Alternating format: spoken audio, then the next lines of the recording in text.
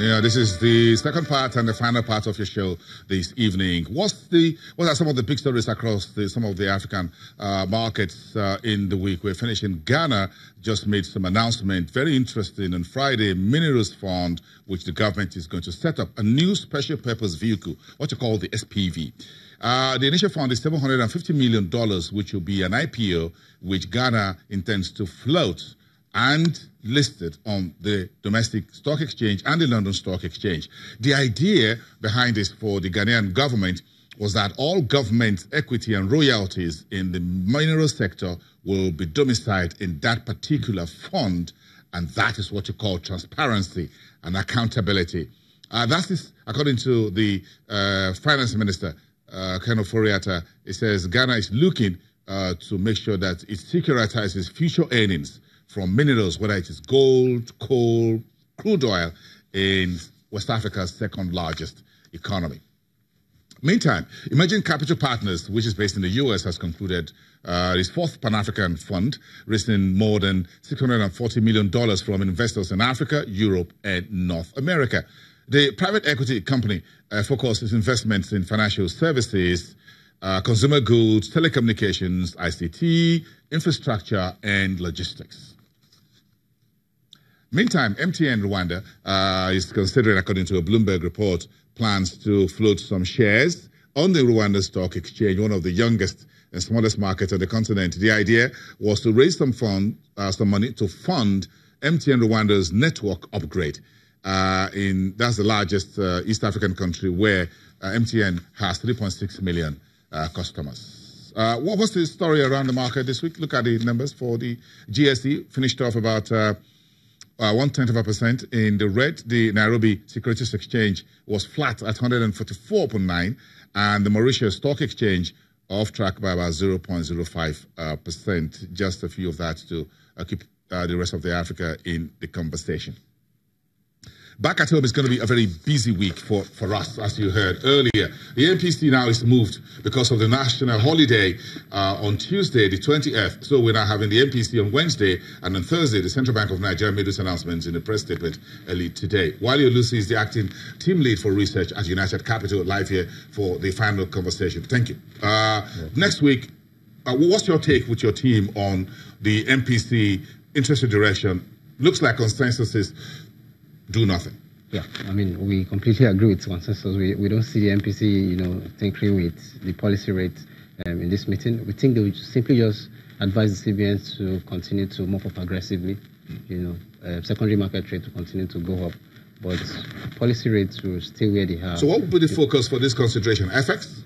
Well, I think FX definitely, inflation will be a concern now that there's a lot of minimum wage talk in town because of inflation and election and political spending as well. So definitely that will be a concern because of the pressure on inflation rate. I would think one of the reasons why they pushed the meeting forward a bit was because inflation rate reports should be out by Wednesday before they start the deliberation. Yes, usually we're not sure why. Usually 12th, 13th, 14th or 15th of the month, but the MBS calendar showed 21st. Oh, okay. So the calendar by the MBS was already there indicating 21st. Yeah. That's been on for a few weeks. Yeah. Then, of course, late yesterday evening, the authorities, the government says there's going to be a public holiday on Tuesday. Oh, okay. So you can hold an MPC on a Tuesday. Okay. So I guess the central bank folks just thought it's better to do it Wednesday and Thursday back to back rather than start on Monday, conclude on Wednesday. Yeah. So it's better to do it Wednesday and Thursday and just wrap it up. But in terms of the inflation, why do you think this would be a major concern for, aside the elections? We're getting the year done, as it were.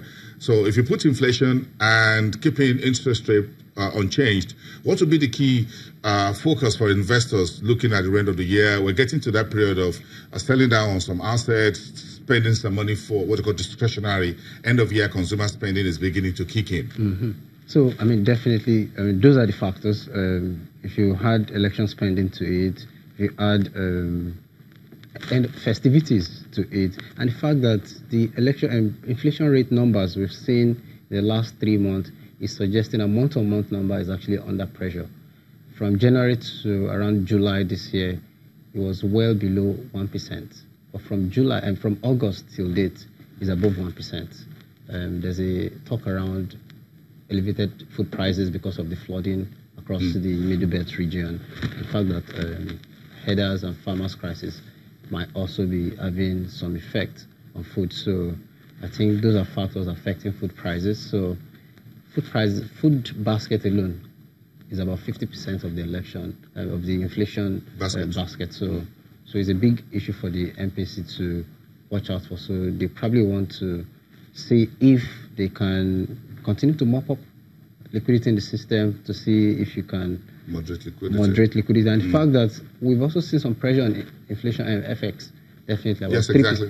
I mean, it's moved to around 363 now. Yeah. So, and there's a lot of capital outflow. So if you put that together, do you think there's the market sell down that we've seen, do you think it will get significantly worse than where we are, or we're just going to, roll with the tide, swim with the tide until December 31st? Okay, so for the market, for equities, for example, I don't see it going significantly below where it is at the moment. I think close to December, we're probably going to see some recovery close to the end of the last 3-4 years now. There's always this December rally. And second week of December. Exactly, major stock always just jump up to moderate the losses we've seen. So I think we might see some correction for equities.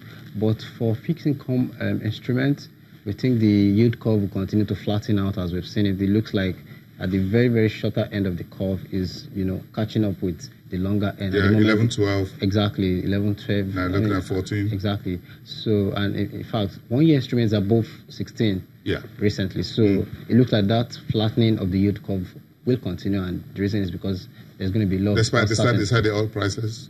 Well, as oil prices... exactly, oil prices is coming down too, so that's a concern. But I think as you get closer to the February election, the uncertainties increases, and a flatter yield curve suggests that investors are not sure. Yeah, temperature always go high when it gets close to the elections. Exactly.